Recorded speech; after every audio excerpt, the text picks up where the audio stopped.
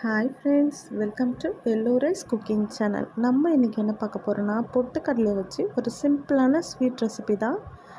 வாங்க ஏன் ஸ்டைலில் எப்படி செய்யுதுன்னு பார்க்கலாம்.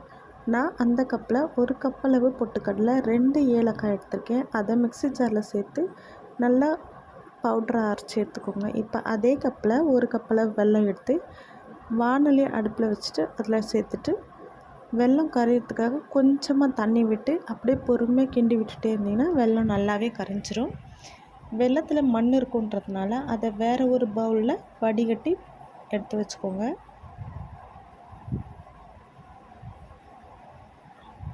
இப்போ வாணலியை அடுப்பில் வச்சுட்டு நம்ம வடிகட்டி எடுத்து வச்சுருந்த வெல்லத்தை சேர்த்துக்கோங்க.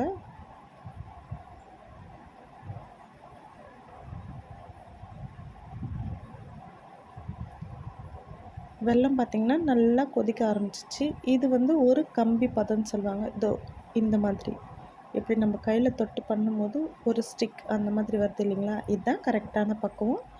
இந்த ஸ்டேஜில் நம்ம அரைச்சி எடுத்து வச்சுருக்கிற பொட்டுக்கடலையை பொறுமையாக கட்டி இல்லாமல் பொறுமையாக சேர்த்து அப்படியே கைவிடாமல் கிண்டிகிட்டே இருங்க.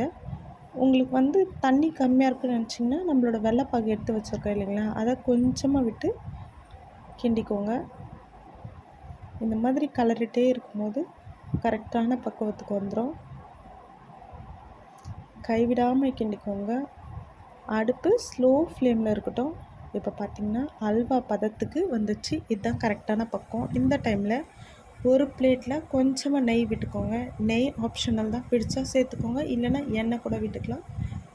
இப்போ அந்த நெய் எல்லா இடத்துலையும் தட்டில் பட்டுற மாதிரி நல்லா தேய்ச்சி விட்டுட்டு நம்ம கலரி எடுத்து வச்சுக்கிற பொட்டுக்கடலையை பொறுமையாக தட்டில் சேர்த்து நல்லா தட்டையாக இது பண்ணி வச்சுக்கோங்க. உங்களுக்கு உருண்டை ஷேப்பில் வேணுனாலும் பண்ணிக்கலாம். இந்த மாதிரி தட்டிட்டு ஒரு கத்தியில் உங்களுக்கு எந்த ஷேப்பில் வேணுமோ அந்த ஷேப்பில் நீங்கள் கட் பண்ணிக்கோங்க. கட் பண்ணிவிட்டு அது ஒரு 1/2 hour ஆறட்டும். அதுக்கப்புறம் கை வச்சு ஒரு ஸ்கொயர் ஷேப்பில் ரெடி பண்ணிக்கோங்க. அவ்வளோதாங்க, நம்மளோட அட்டகாசமான பொட்டுக்கடலை பர்ஃபி ரெடி. அப்புறம் என்னங்க, சர்வ் பண்ண வேண்டியதான். சேனல் பிடிச்சிருந்தா லைக் பண்ணுங்கள், ஷேர் பண்ணுங்கள், கமெண்ட் பண்ணுங்கள், சப்ஸ்கிரைப் பண்ண மறந்துடாதீங்க.